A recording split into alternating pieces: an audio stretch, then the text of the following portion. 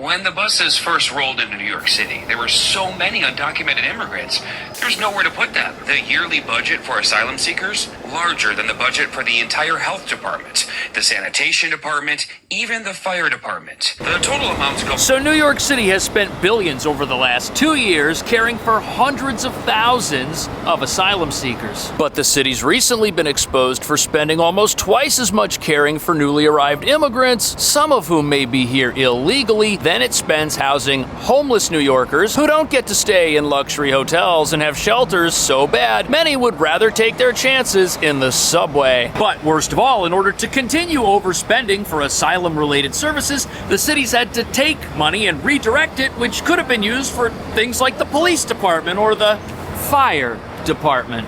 This will reduce the number of firefighters coming to assist you if and when you need us. The city put up tents and rushed to convert more than 150 hotels into shelters. We spent over $7 billion. Billion with a B. Billion with a B. We've blurred this video because the man in it is holding up his middle finger. Rashid Belatagar says the middle finger was aimed at him, a resident at the Clark Thomas Men's Shelter on Wards Island. They're not there to help people at all. And this wasn't the only shelter employee Rashid recorded today behaving badly. The number of non-citizens is going down, but the cost to care for them is not. An average of $370 a day, significantly more than what it costs to house New York City's homeless. The place is horrible. The place has not been painted. The floors is nasty. The place is absolutely horrible. Resident Carl James says all of his complaints about conditions here have fallen on deaf ears.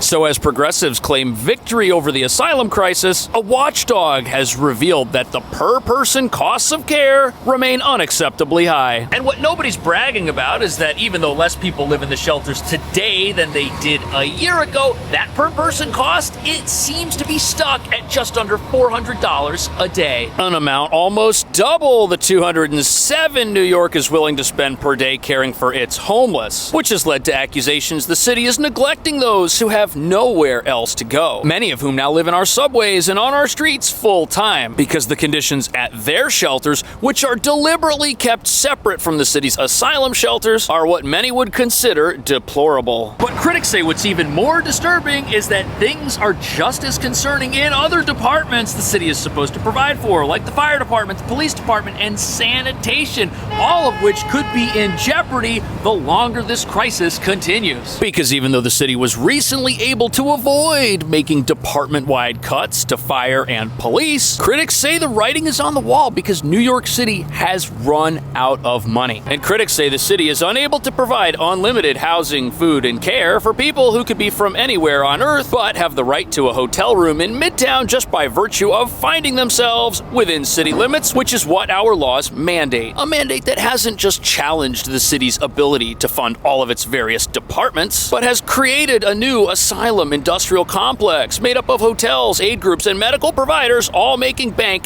day after day off an emergency situation that is now over 2 years old. And that brings us to the real reason asylum-related costs are unacceptably high and challenge the city's ability to run itself properly. It's been allowed to happen on purpose. And by allowing this to happen, it's created sort of a gold rush where companies seemingly sprung up overnight to bid on poorly planned emergency contracts that overpaid for even the most basic of items, like frozen TV dinner-style meals for $11 a piece, which shelters threw in the garbage, unopened and uneaten, instead of making them available to New York's neglected homeless population. And these costs have gotten so out of control that even local progressive watchdogs are sounding the alarm. But as you're about to see, New York City may be past the point of no return.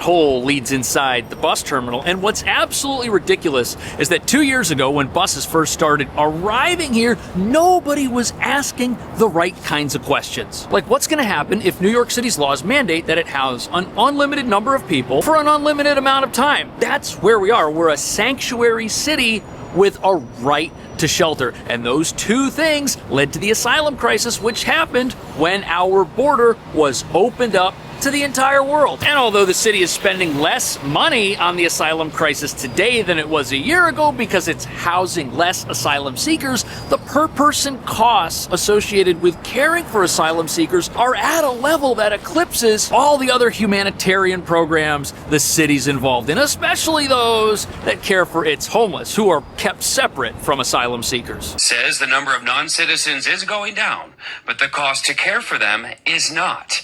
An average of $370 a day, significantly more than what it costs to house New York City's homeless. It does call into question why the cost per day is so high and has been stubbornly high. It has been about that $370 level since the... So that $370 per day figure, that's what it costs on average to house every single asylum seeker in the city's care right now. But the thing is, that cost is still about where it was when this crisis started. It hasn't come down, which it probably should have. Because as bus after bus dropped individuals off right here at the Port Authority, our leaders told us we were in an emergency situation, which we would bring under control in the near future. Yet here we are 2 years later, and that hasn't happened. In fact, costs may have gone up. This article talks about how the hotels being used as shelters are making an absolute golden parachute amount of money. But it also tells us that the estimated cost to care for people were $352 per household, which is less than the numbers we're getting on the news today. Why does it cost more to house an undocumented immigrant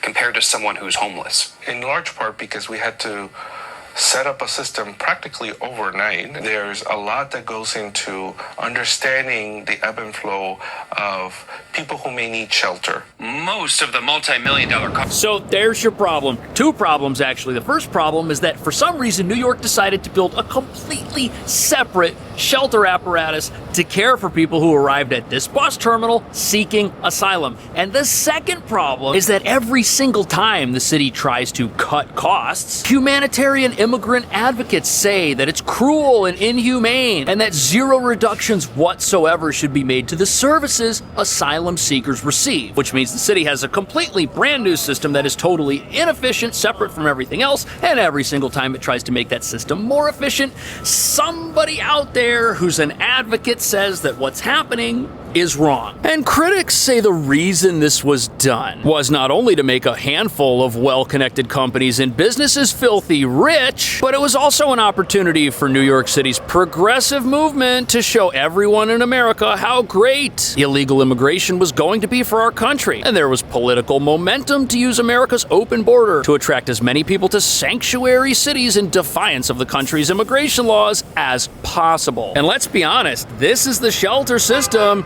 that existed before the asylum crisis. It's so bad you've got people deliberately living on the streets. A system like that was never gonna bring over 220,000 people on buses like this to this city. No way. Critics say this is why a separate system was created. The current system is so terrible it would have discouraged those without permission to come to America's largest sanctuary city, something local activists have been against for years, which is why they defended the practice of housing newly arrived immigrants in luxury hotel rooms in Midtown as being completely humane and necessary. And there are some reasons for this. After all, folks who've just arrived here from another country may have different needs, but as humane and necessary as activists claim these separate shelter arrangements are, now that the asylum crisis is over with the election of President Trump, the separate shelter system is magically disappearing and activists are all in favor of it. And the current separate shelter system is going to wind down and be merged into the existing systems New York City already has. And now activists are saying that it's inhumane to have two separate shelter systems because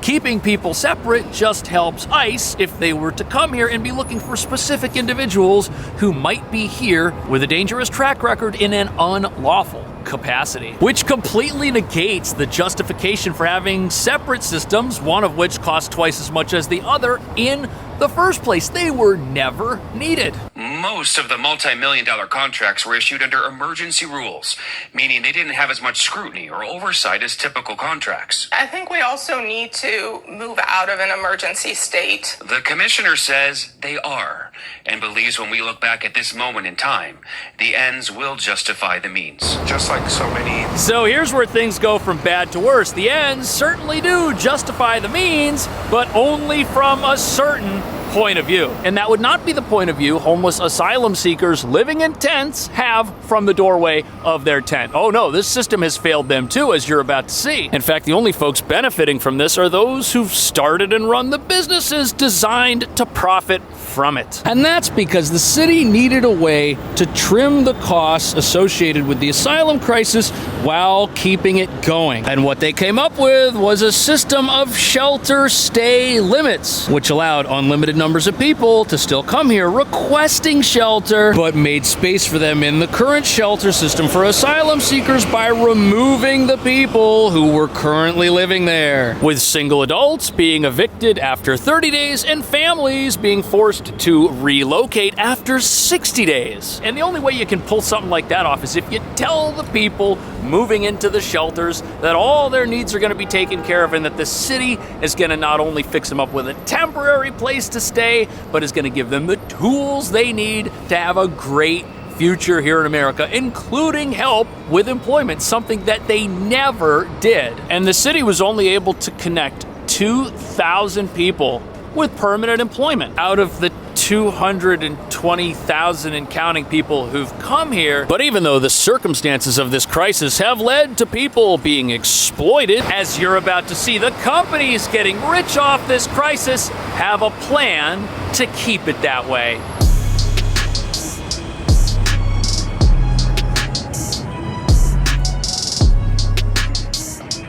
So this large building behind me, which spans the entire block, it's the Row. It's a former luxury hotel that went bankrupt and couldn't make it until the asylum crisis came along and bailed it out. And as you're about to see, these facilities, they aren't just gold mines for their owners, they're also gold mines for all of the little companies inside of them that together make up this asylum industrial complex the city of New York has created. It's been dubbed by the city as a new Ellis Island.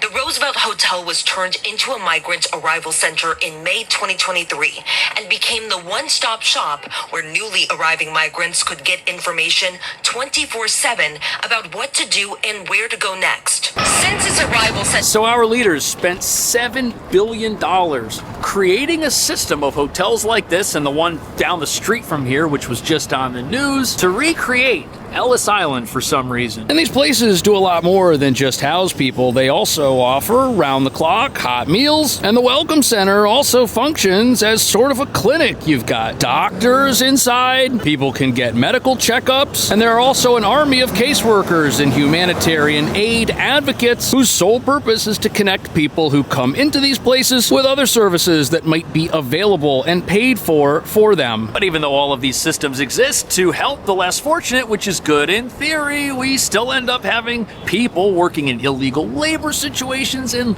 living in tents outside of the very shelters they get kicked out of. These systems are failing. Unless, of course, you're making money off of them, then they're succeeding. And probably the best example of this took place right here at the Row Hotel, where videos surfaced of the city's contractors who run this place throwing out the meals that taxpayers shelled out $11 a piece for. The meals were part of a $432 million no-bid contract, and this company was being paid to deliver 70,000 meals a month to places like this that were just getting thrown right in the garbage. Which reveals a couple of things. First of all, the meals weren't really necessary. They were a waste of money to begin with because everyone who was supposed to eat them ate something else. There were no reported cases of starvation inside the Row Hotel. And if there were, you can bet we would have heard about it. But this company, Go is the name of it. You'll see their medical vans parked out in front of other city shelters. They're still out there making money off this whole thing, delivering tests and scans and other